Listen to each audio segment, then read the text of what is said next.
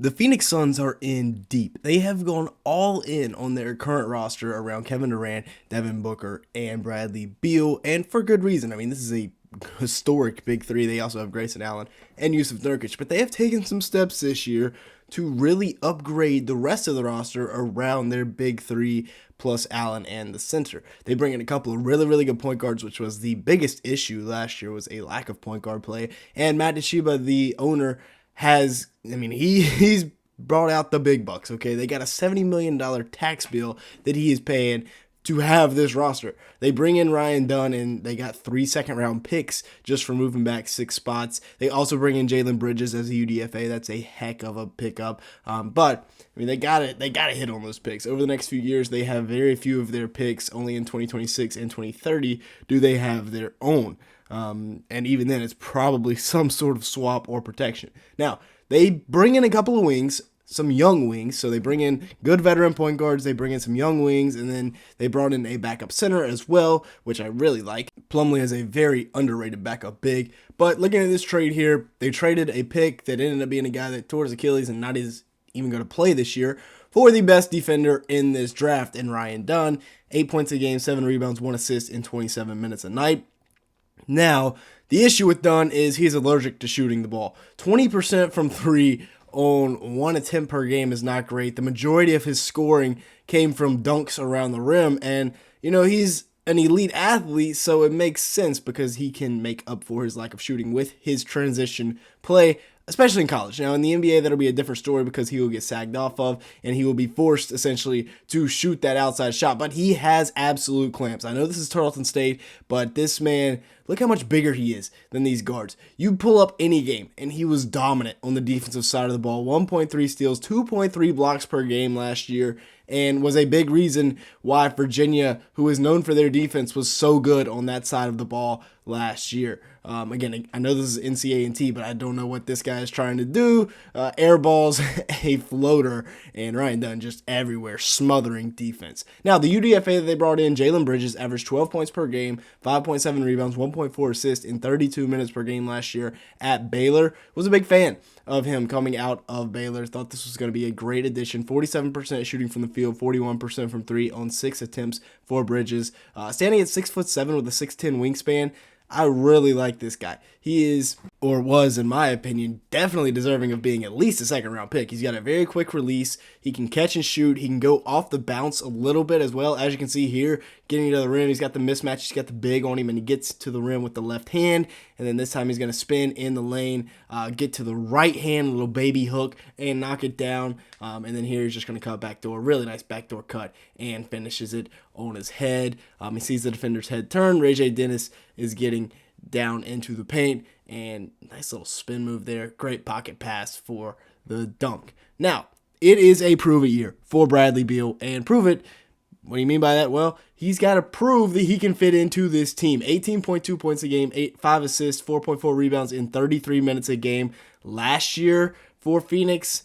Not exactly the numbers he was putting up in Washington. Now he was extremely efficient, 51% from the field and 43% from 3. So I'd love to see that. But I'd love to see that efficiency on like 23, 24 points a game from Brad Beal. Now he had to play the point guard role, which in his defense, he is a natural scorer. He is not a point guard. They didn't really have a point guard last year, and that was part of the reason that they were not that good of a basketball team last year. I mean, they were good because obviously they had Devin Booker, Kevin Durant, and Bradley Beal. But other than that, it was rough. They bring in 2 really good point guards now, and I think he will be back to his normal self, knocking down mid-ranges like this, knocking down 3 balls. And then the elite fourth option they have in Grayson Allen. This is one of the best fourth options in the NBA. Not quite as good as the Celtics' fourth option, but still a guy that averaged 13.5 points a game, 4 boards, 3 assists in 34 minutes a game last year, and has really proven himself as one of the best three-point shooters in the NBA. 46% from 3 on 6 attempts last year. That is crazy work.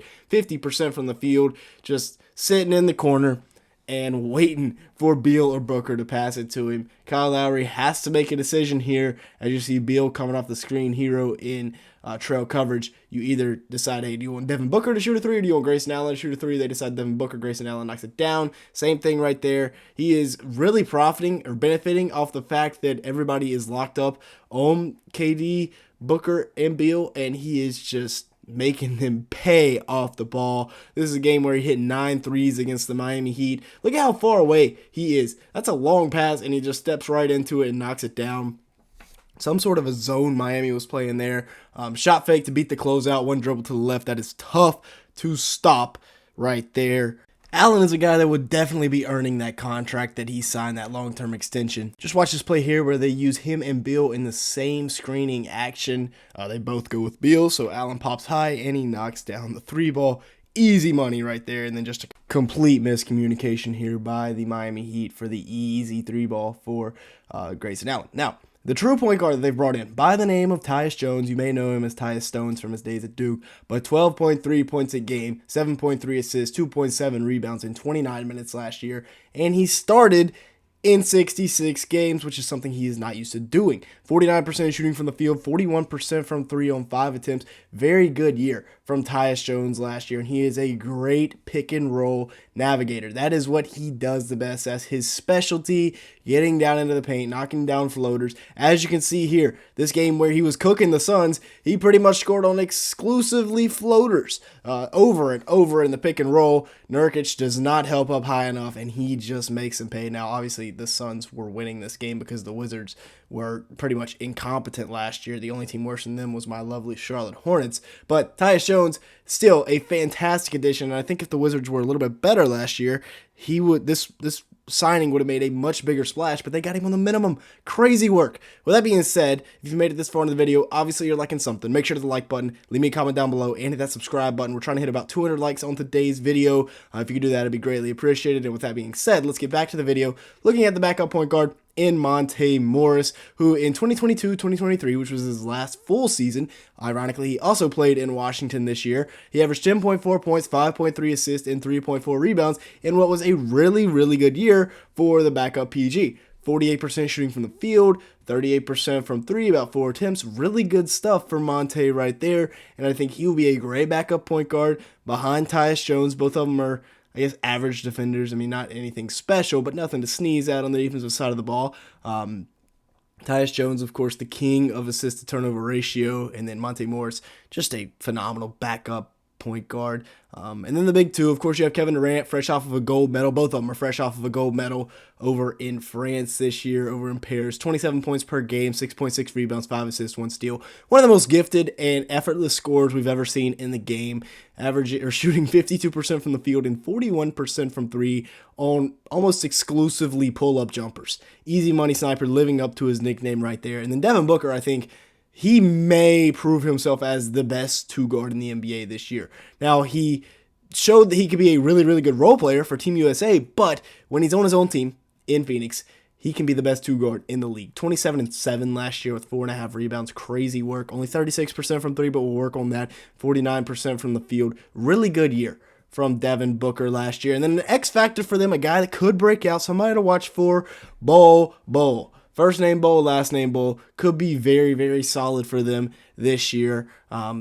Especially full off season with Kevin Durant. They look like almost the exact same players. Maybe Bol's even a little bit longer than KD, maybe a little bit more athletic. We'll see what happens. We'll see if that training can pay off. But with that being said, that's going to be it for today's video. Thanks so much for watching. Make sure to like button and hit that subscribe button. And with all that being said, thanks so much for watching today's video.